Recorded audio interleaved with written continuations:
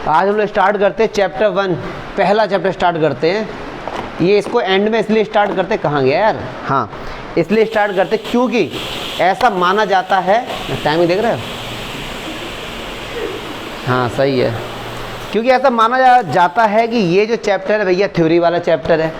Class 10th में जब बालक 9th से आता है तो बड़ी उम्मीद लेके आता है भाई हम 9th में तो कुछ नहीं पढ़े, 10th में झंडा गाड़ देंगे, ये करेंगे वो करेंगे, और फर्स्ट चैप्टर से थ्योरी वाला आ जाए कि बेटा याद करके आओ √2 एक रैशनल नंबर है, हम कल तुमसे सुनेंगे। तो इस टाइप का चैप्टर है ये।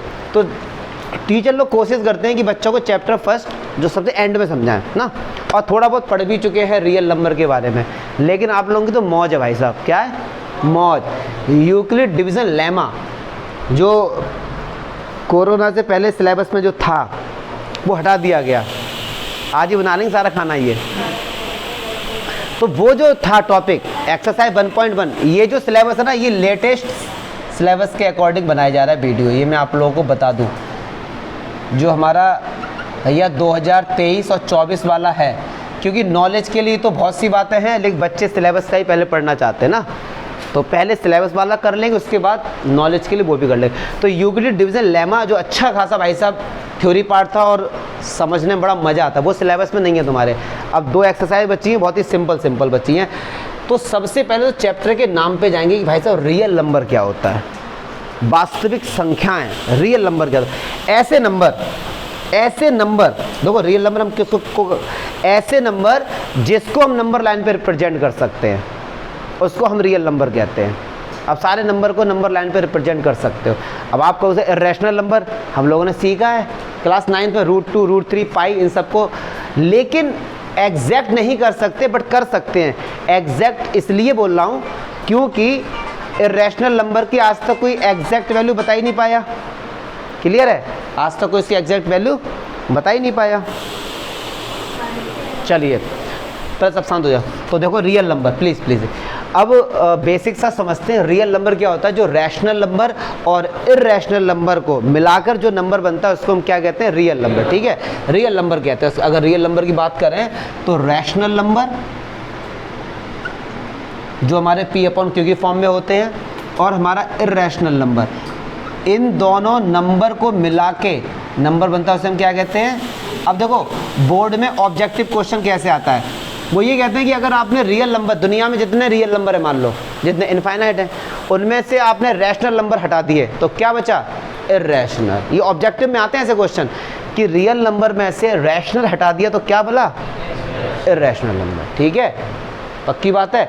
अब कहने को डेफिनेशन यही है, रैशनल नंबर और इर्रेशनल नंबर। लेकिन जितने भी नंबर सिस्टम में हम लोगों ने नंबर पढ़े हैं, क्या? Prime number, natural number, whole number, composite number, coprime number, twin coprime number, ये सारे नंबर रियल नंबर है। ये सारे नंबर क्या है? रियल नंबर है। क्लियर है? तो चलो ये बेसिक था, इसके बारे में बस इतना आप जान लो। और देसी डेफिनेशन क्या है रियल नंबर की? कि दुनिया में सारे नंबर रियल नंबर हैं, केवल इमेजिनरी नंबर को छोड़ के। इमेजिनरी नंबर क्या होते हैं? जो हम लोग क्लास 11th में पढ़ेंगे चैप्टर 5 में, कॉम्प्लेक्स नंबर में, जैसे √-1, √-2, √-3, √-4, क्यूब रूट -7, क्यूब रूट, अच्छा क्यूब रूट -8, ये रियल नंबर है कि इसका आंसर -2 आएगा। ठीक है, तो ये सारे नंबर है, इनका आज तक कोई आंसर बता ही नहीं पाया। √-1 रियल लाइफ में एग्जिस्ट नहीं करता है, एग्जिस्ट ही नहीं करता, ये कुछ है ही नहीं। चलो वैसे बहुत डिस्कस है इसमें बताने को कि सर जब एग्जिस्ट नहीं करता तो मार्केट में क्यों आया, क्यों हमको पढ़ाया जा रहा है? तो कुछ नहीं है, ये इक्वेशन थी, मैंने शायद आपको बताया भी, इसकी पूरा इतिहास बताया कि इसके जीरोस फाइंड करने थे, जिसके चक्कर में हिप्पाकस को डुबो के मार दिया गया था पाइथागोरियन ने। तो ये थोड़ा इतिहास है, थोड़ा उसको छोड़ो। मतलब ये इक्वेशन अगर नहीं आती मार्केट में तो इमेजिनरी नंबर ही नहीं आता मार्केट में। लेकिन ये था, जिस बच्चे ने पूछा खुद तो चला गया, उसे मार दिया लोगों ने मिल के सब। चलो अच्छा, अब आ जाओ भैया एक्सरसाइज 1.1, ये लेटेस्ट जो सिलेबस है उसके अकॉर्डिंग है, पुरानी वाली बुक में जो सिलेबस, इसमें क्या कवर करेंगे वीडियो में? इंट्रो पार्ट, उसके साथ साथ उसके एग्जाम्पल। जैसे ही आप इसके इंट्रो पार्ट में जाएंगे एक बहुत ही भयंकर हेडिंग मिलेगी, the fundamental theorem of arithmetic. मन से लगता है छोड़ दो इसको, क्योंकि इसका इतना जो इंग्लिश है ना, मतलब इसका जो एकदम कॉम्प्लेक्स है यार, फंडामेंटल, हम इसी से डर गए कि सर हमारा फंडामेंटल राइट से कि हम इसको छोड़ भी सकते हैं। तो फंडामेंटल, जबकि भाई तो कुछ नहीं अभी पढ़ेंगे हम लोग। तो फंडामेंटल मीन्स होता है बेसिक। फंडामेंटल अगर आपसे बात करें ना, बेसिक, अगर इसकी जगह इतना लिखा होता है बेसिक थ्योरम, तो हम कहते हैं ये तो बेसिक है, ऐसे हम कर लेंगे। तो नाम का बहुत फर्क पड़ जाता है, नाम का बहुत फर्क पड़ जाता है ना। तो फंडामेंटल थ्योरम, पक्की बात है। थ्योरम को पता है क्या होती है। और अर्थमेटिक, कहने का मतलब ये अर्थमेटिक की बहुत ही बेसिक सी थ्योरम है। क्या बताया था इसके बारे में जल्दी से आपको बता दें।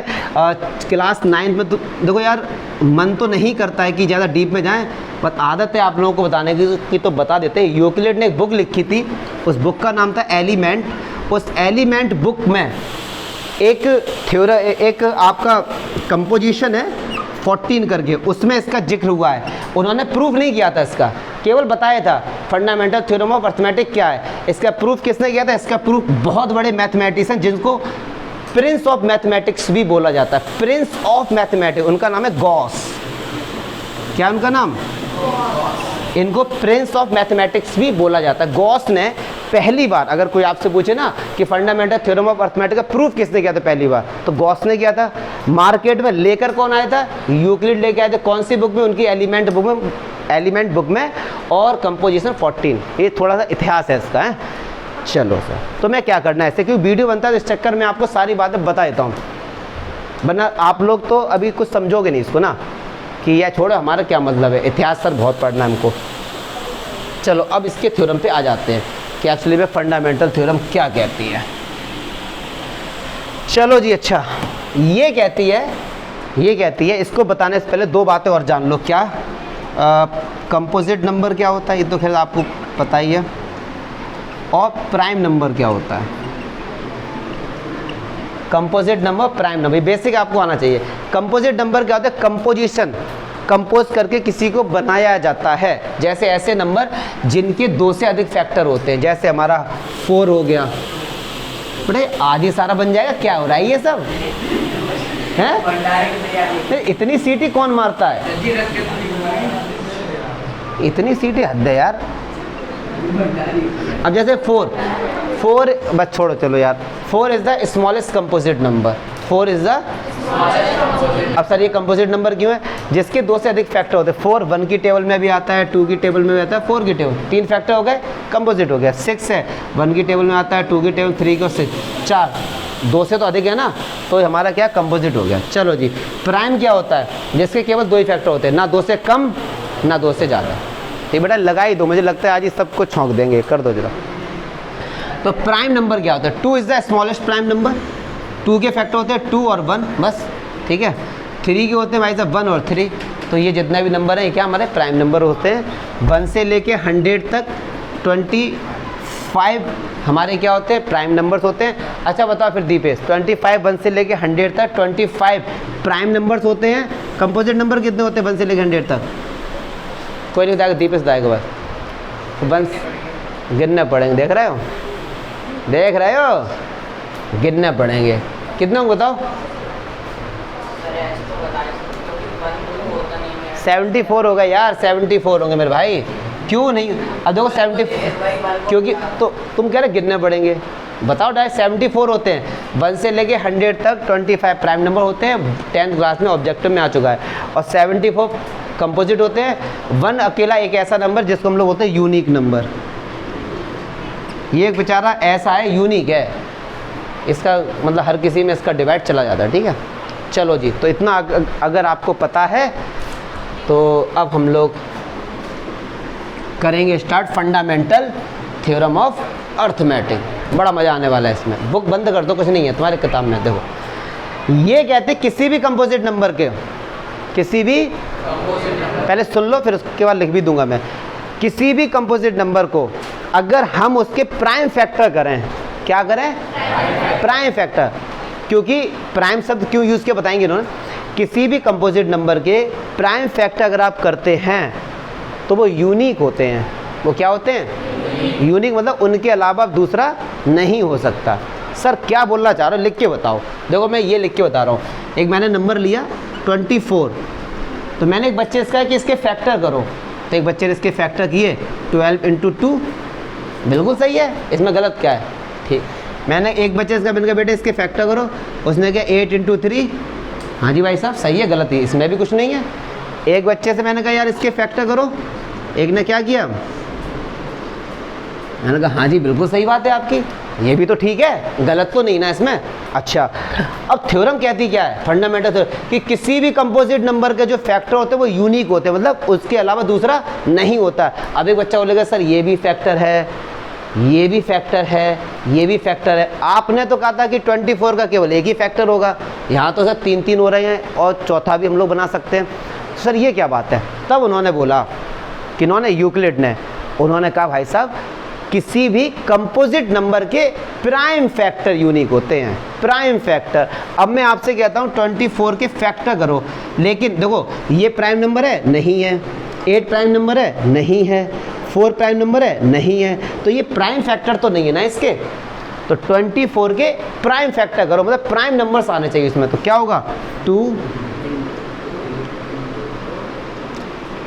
ये जो इसके फैक्टर है ना भाई साहब, ये जो इसके फैक्टर ये यूनिक हो गए। अब 24 के इन नंबर्स के अलावा दूसरा कोई फैक्टर नहीं हो सकता, दूसरा कोई। क्या चमका, तुरंत एक बच्चा आया यूक्लिड के पास, लो सर हमने तुम्हारे थ्योरम को गलत प्रूफ कर दिया। उन्होंने कहा कैसे, उन्होंने कहा सर ऐसे, लो सर ये प्राइम भी हैं और देखो सर ये, फिर उन्होंने एक चांटा दिया उनके कि बेटे मल्टीप्लाई है ना यार, 2 × 3 3 × 2, उसको चांटा तो उन्होंने मार दिया, लेकिन बाद में सोचा उन्होंने, और ये फैक्ट है, स्टोरी पढ़ना जाके इसकी। चांटा मारने का मतलब ये नहीं है, चांटा मतलब उसको डांटा कि क्या पागल हो यार, ये सब मल्टीप्लाई है, उसको डांट दिया, बच्चे को भगा दिया, लेकिन रात में सोचा कि यार बात तो बच्चे की ठीक है। तो उन्होंने अगले दिन उस जो अपनी थ्योरम में एक अमेंडमेंट की, चेंजिंग की, कि किसी भी कंपोजिट नंबर के जो प्राइम फैक्टर होते हैं वो यूनिक होते हैं, लेकिन ऑर्डर पे डिपेंड नहीं करते हैं, ऑर्डर डज नॉट मैटर। ये बात उन्होंने ऐड की बाद में भाई साहब, उसको चांटा मारने पर उनको रियलाइज हुआ कि हाँ बच्चे की बात ठीक थी यार, कुछ हद तक तो ठीक कह रहा था। तो फाइनली फिर फंडामेंटल तो क्लियर है ना ये। अच्छा, जैसे 6 के मान लो फैक्ट होते हैं 2 × 3, अब एक बच्चा कहते हैं सर 3 × 2, अरे यार बात तो एक ही है ना, ऑर्डर का मैटर नहीं करता, ऑर्डर मैटर समझ रहे ना कि इनको आगे पीछे लिख दो, वो एक ही माना जाएगा। एक ने कहा कि सर मेरे इतने मार्क्स आए, एक ने कहा देख रहे हो मेरे इतने आए, तो बात तो बराबर ही है, ऑर्डर मैटर नहीं करता इसमें, आंसर तो एक ही आएगा। तो बाद में बट उन्होंने ये बात मैटर कर दी। तो फंडामेंटल थ्योरम ऑफ अर्थमेटिक क्या कहते, इसकी डेफिनेशन नहीं आती, इसीलिए मैं लिखा नहीं रहा हूँ, चिंता मत करो। कहते हैं कि every composite number can be express in the form of unique prime factor where order does not matter. ये एनसीईआरटी में आप जाके पढ़ सकते हो। तो ये एक डेफिनेशन है इसकी, जहाँ पे इसके जो फैक्टर होते हैं प्राइम फैक्टर, वो क्या होते हैं, यूनिक। पक्की बात है। और इससे बहुत बड़े बड़े क्वेश्चन सॉल्व हुए यार। अगर ये थ्योरम नहीं होती, तो हम लोग प्रूफ नहीं कर पाते, जो आगे पढ़ेंगे कि √2 एक रैशनल नंबर है या √3। तो चलो उसके आगे देखते हैं। तो हम लोगों ने कल ये देखा था कि फंडामेंटल थ्योरम्स के क्या क्या यूज़ होते हैं। जैसे इसकी हेल्प से, फंडामेंटल थ्योरम ऑफ अर्थमेटिक की हेल्प से हम बता सकते हैं कि √2 हम प्रूव कर सकते हैं कि √2, √3 और √7, √5 ये क्या है, एक इर्रेशनल नंबर है। और ये बता सकते हैं कि जो हमारी फ्रैक्शन है वो टर्मिनेटिंग है या नॉन टर्मिनेटिंग। ये दो बातें आप लोग बता सकते। जैसे ही मैंने बोला कि सर √2, √3 हम प्रूव कर सकते, तो ये आगे हम लोग पढ़ेंगे इसी एक्सरसाइज में 1.2 में। दूसरा यूज़ है इसका कि टर्मिनेटिंग और नॉन टर्मिनेटिंग। ये बड़ी इन्होंने नई बात बताई थी, तो बहुत इसका यूज़ भी है और इसको जान लो। कोई भी नंबर दुनिया का उठा लो, कोई भी नंबर दुनिया का, उसमें 2 से डिवाइड करो या फिर 5 से डिवाइड करो, वो टर्मिनेटिंग ही आता है। कोई भी नंबर उठाओ आप, कोई सा भी, कितना भी गंदा ले लो, प्राइम नंबर ही ले लो क्यों ना, उसका 2 से डिवाइड करो तो कुछ पॉइंट के बाद उसका डिवाइड कंप्लीट हो जाएगा, ख़त्म हो जाएगा। या आप 5 से कर लो तो भी डिवाइड जाके क्या होगा, ख़त्म हो जाएगा। जैसे अगर कोई आपसे ये कहता है, एक नंबर दे दिया बहुत ज़्यादा गंदा बुरा सा, ठीक, और नीचे आपको दे दिया भैया मान लो 125, ठीक, और कह रहे बताओ क्या ये टर्मिनेटिंग होगा या ये नॉन टर्मिनेटिंग, मतलब कह रहे हैं इसका जो डिवाइड है वो आगे जाके ख़त्म हो जाएगा या फिर ज़िंदगी भर चलता रहेगा। तो क्या देखना है आपको कि ऊपर वाले को देखना ही नहीं है, आपको फोकस करना है केवल नीचे वाले में, ठीक है, डेनोमिनेटर। तो देखो 125 को क्या हम लोग 5 × 5 × 5 लिख सकते हैं, तो केवल 5 है ना, पक्की बात है, तो ये टर्मिनेटिंग हो गया। ठीक, अच्छा अगर कहीं पे ऐसा होता 250 नीचे मान लो, तो 250 के फैक्टर करो, तो 5 × 5 × 5 × 2, तो नीचे 5 है और 2 है, तो ये क्या हो जाएगा, टर्मिनेटिंग। 5 है या 2 है या दोनों हैं, तो क्या होगा हमारा, टर्मिनेटिंग। लेकिन अगर किसी ने ये कर दिया भाई साहब 7, तब ये मत कहना कि सर 5 भी है 2 नहीं, अब मामला बिगड़ गया। 5 2 के साथ अगर कोई भी एक अलग नंबर बन जाता है तो ये सब क्या हो जाते हैं, नॉन टर्मिनेटिंग। क्या हो जाते हैं, ऐसा किसने बताया था, फंडामेंटल थ्योरम ऑफ अर्थमेटिक ने बताया था। ठीक है, ये 2 बातें उन्होंने ये बताई थी। चलिए अच्छा, अब देखो तो यही सब बेसिक सा है इसमें, और कोई ज़्यादा खास नहीं है। फंडामेंटल थ्योरम ऑफ अर्थमेटिक में इसमें SCF यूज़ करते हैं, SCF कैसे फाइंड करते हैं, LCM कैसे फाइंड करते हैं, इसको भी सीखे। अब कहने को एक बड़ा एक डायग्राम है, उसको क्या कहते हैं, ट्री डायग्राम। क्या कहते हैं, नाम से लग रहा हो जाना क्या नई चीज़ पढ़ेंगे इसमें, कोई नहीं, फैक्टरी जो क्लास 6 और 8 में पढ़े थे।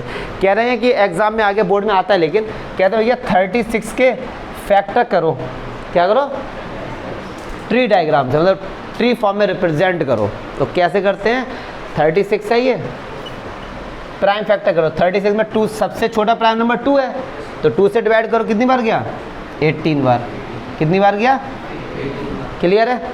अब 18 में फिर से 2 से डिवाइड करो, कितनी बार गया जी, 9 बार। 9 बार चला गया। अब 2 तो प्राइम नंबर सबसे छोटा, इसका तो फैक्टर होंगे ना। अब 9 के करो, कितनी बार जाएगा, 3 से। तो हमने जब इससे डिवाइड किया कितनी बार गया ये, कितनी बार गया जी, क्या चमका, क्या चमका। तो ये हमारे क्या होगा, इसका ट्री डायग्राम। कहने को एक ट्री की फॉर्म से बनना है ना। अगर आपको ये चेक करना है कि हमारा सही है या गलत है, तो इन दोनों जो रूट्स होते हैं ना, इसको नोडल कह देते हैं, नोडल। लेकिन वो आगे की बात है, कंप्यूटर में पढ़ेंगे। कंप्यूटर में भी पढ़ते हैं, एक लिंक लिस्ट एक चीज़ होती है डाटा स्ट्रक्चर में, आगे की बात है। जो बच्चे कंप्यूटर साइंस पढ़ रहे हैं उनको पता होगा। 3 और 3 का मल्टीप्लाई करो तो ये आना चाहिए, ठीक है। इन दोनों का मल्टीप्लाई करो तो ये आना चाहिए, इन दोनों का मल्टीप्लाई करो तो ये आना चाहिए। कोई डाउट है तो बताओ, किसी बालक को, किसी बालक को कोई डाउट है तो बताइए। पक्की बात है सर, अच्छा। तो अब इसके आगे भी करना चाहो तो ये कर दो। ये कितनी बार जाएगा, वहीं जाके स्टॉप कर दो, जैसे ही बना जाए वहाँ पे जाके आप स्टॉप कर दो। क्लियर है। अच्छा, एक चीज़ जो इसमें आपको ध्यान देने वाली है, कहने को बहुत सिंपल है, समझो कि इन दोनों का मल्टीप्लाई किया तो ये वाला आना चाहिए ना। तो अब देखो एग्ज़ाम में कैसे आ गया, एग्ज़ाम में लिख देंगे यहाँ पर x, ठीक, यहाँ लिख देंगे y और यहाँ लिख देंगे z। कहेंगे x y z की वैल्यू बताओ। तुमको अरे यार ये क्या है, कुछ नहीं भाई, वही है ना, इन दोनों का मल्टीप्लाई करो तो ये आना चाहिए। z और 1 का मल्टीप्लाई होगा तो क्या आना चाहिए, 3। तो z × 1 कितना आना चाहिए, 3। तो z की वैल्यू क्या आ गई, 3, ठीक। तो z की वैल्यू क्या हो गई जी, 3। अब इन दोनों का मल्टीप्लाई हो गया, ये आना चाहिए, तो 3 × 3 क्या हो गया, 9। तो x की वैल्यू कितनी आ गई, 9। अरे बताओ ना यार, ठीक। इन दोनों का मल्टीप्लाई होकर कितना आना चाहिए, 36।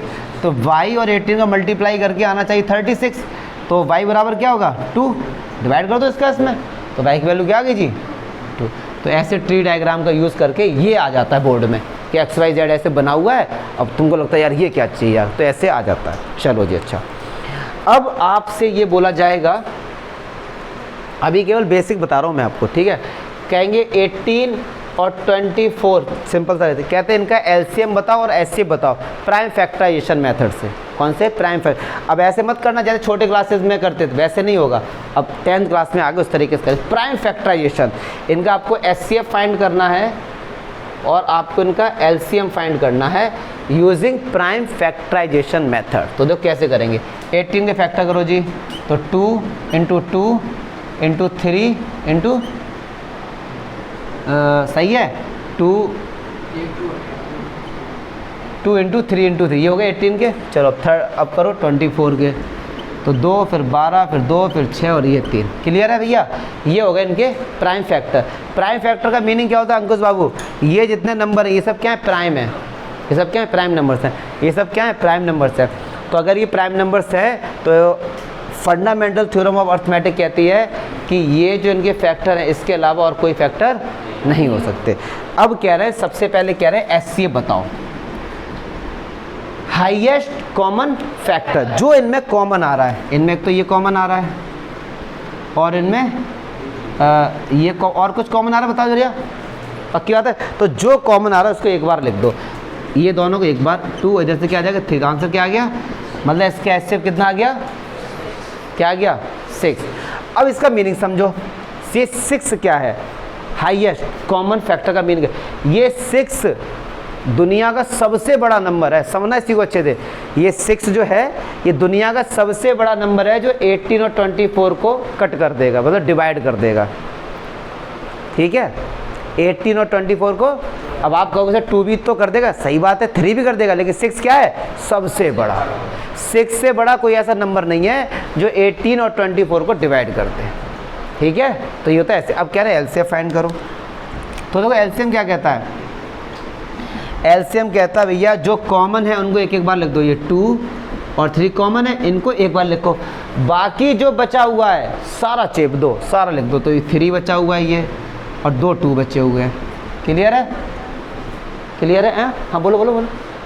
तो फिर क्या होगा, ये 3 2 जा 6, 6 2 जा 12, 24, 24 3 जा 72।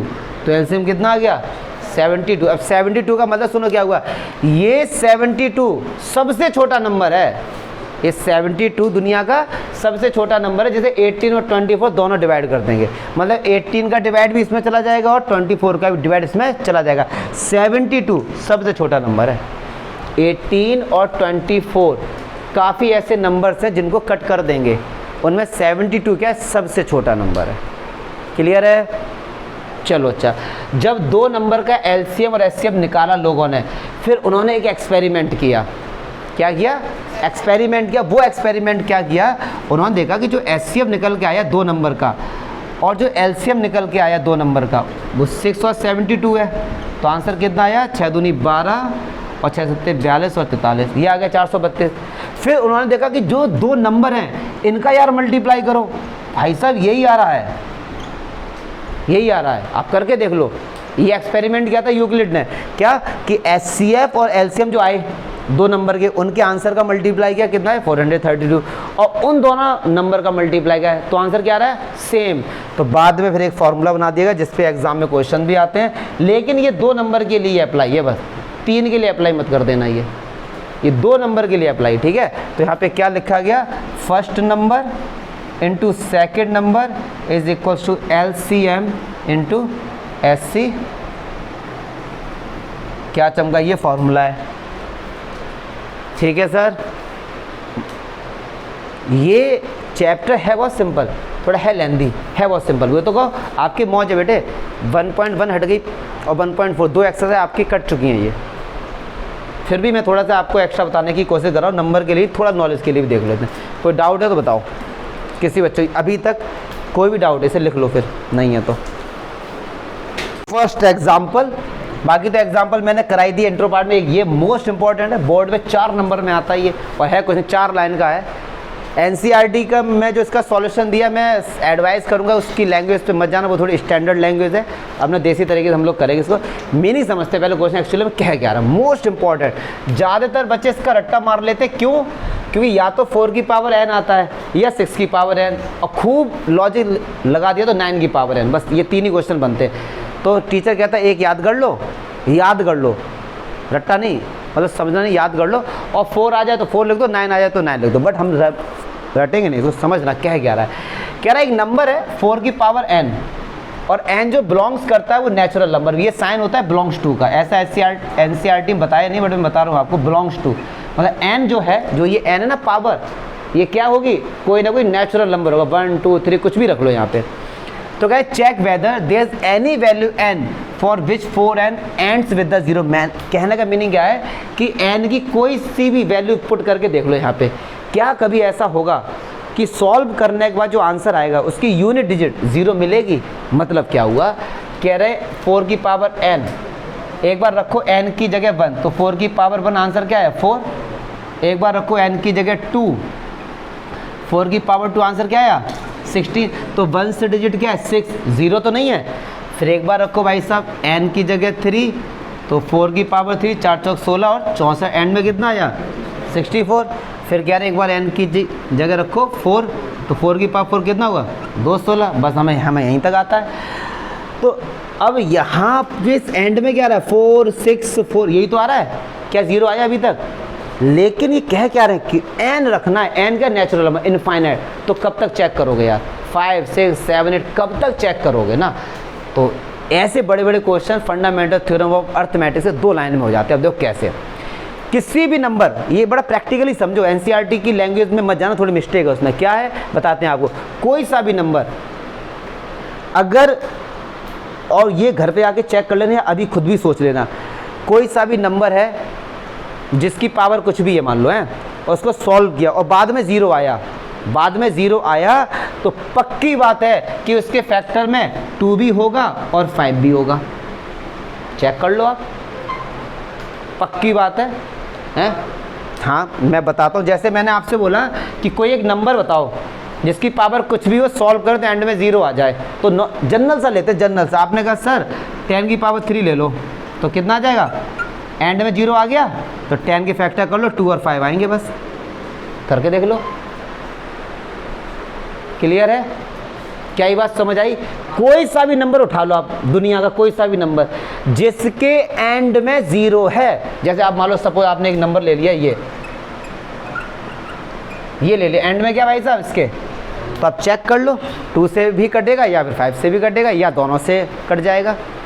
चेक कर लो ना, या तो 2 से कटेगा ये, या फिर 5 से कटेगा, या फिर ये दोनों से कट जाएगा। अरे बताओ ना यार। तो अब हमारा टारगेट क्या है, हमको ये चेक करना है क्या इसमें 2 और 5 हैं। तो अब देखो भैया, अब देखो ध्यान से रहा, 4 की पावर n, ये तो मैं समझा रहा था, यहाँ पे हम लिखेंगे 4 की पावर n ना, तो क्या, अब ये आंसर बता रहा हूँ मैं, ऐसे ही लिख के आना बोर्ड में, आप समझो बस। 4 की पावर n को क्या हम लोग 4 के फैक्टर को 2 × 2 लिख सकते हैं, यस और नो? पक्की बात है, 4 को यही तो लिखेंगे 2 × 2। अब आप यहाँ पे लिखेंगे we know that,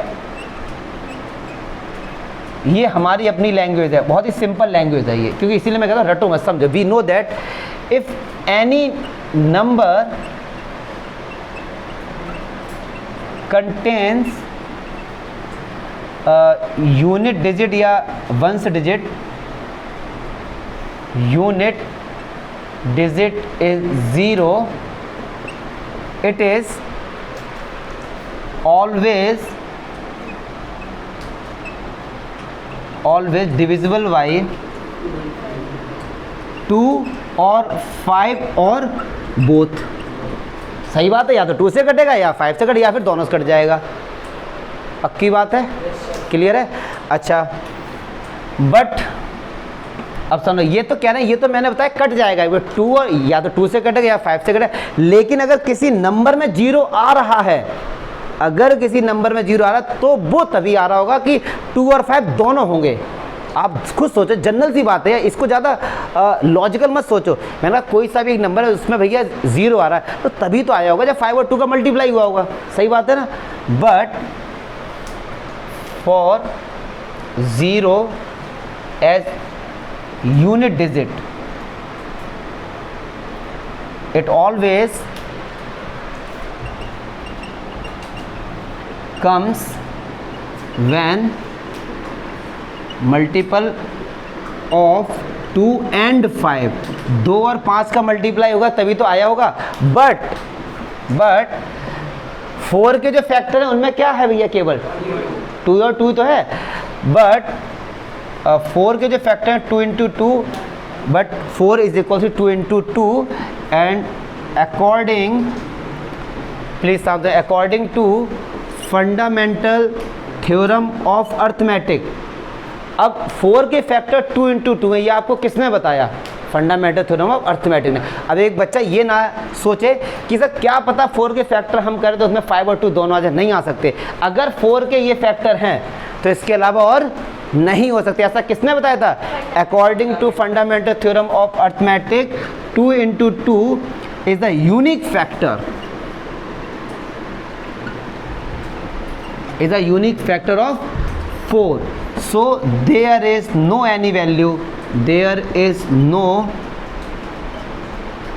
any value of n की कोई भी ऐसी वैल्यू नहीं है कि जिसको आप यहाँ रखेंगे तो जिससे आंसर में उसकी क्या आ जाएगा, 0 आ जाएगा। ये हमारी अपनी लैंग्वेज में है, आपकी अगर इससे अच्छी इंग्लिश से लिख लो, कोई ऐसी दिक्कत वाली बात नहीं। बस हमारा टारगेट क्या है कि आपको कंसेप्ट आना चाहिए, और टीचर जब भी आपकी ये कॉपी चेक करेगा वो तुम्हारी बकवास बिल्कुल नहीं देखेगा।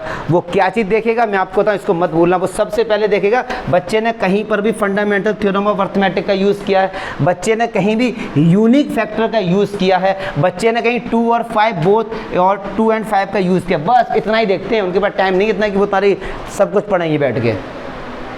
वो केवल ये देखे बच्चे को, अगर आपने फंडामेंटल थ्योरम ऑफ अर्थमेटिक का यूज़ किया, समझ जाएंगे हाँ भाई बच्चे ने पढ़ा है।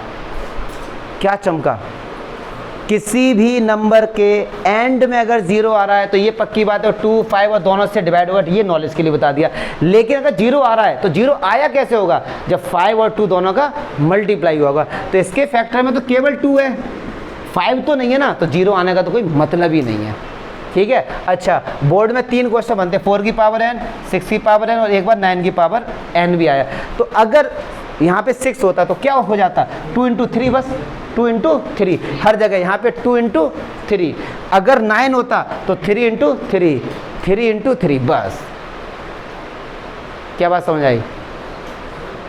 ये 4 नंबर भाई साहब, और एक बार नहीं कई बार आ चुका है, कई बार, एक बार नहीं आया, कई बार आया ये, और फ्री फंड का है, देख लो। ये